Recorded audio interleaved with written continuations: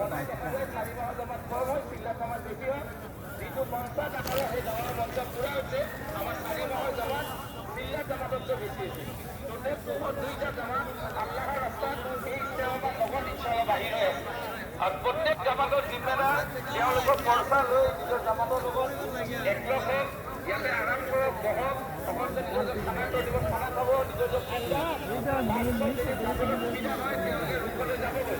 হয়তো আপোনালোকৰ ৰুম ওচৰতো হ'ব পাৰে, পইচা নিজৰ ৰুম চাই ল'ব।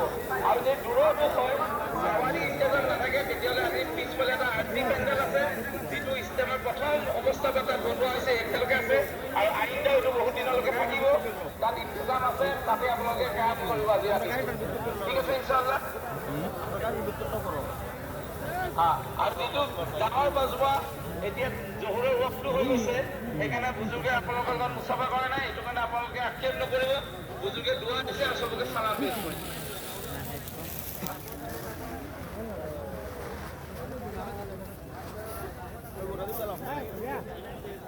মানুষ তো বেশি এই কোনো আৰ হিন্দা হিন্দা তো ৰেডি মুৰাদাৰ হয়ে আছে, সব হিন্দা দিতেছে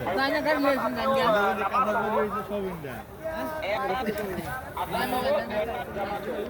এইটো সকলোৱে গম পাই লওক, যিসকল জামাতৰ চালি থাকি যাব তেওঁলোকে এইটো মনত ৰাখিব। এটা গাড়ি এখন যাইতে খানা যাইতে পাৰি।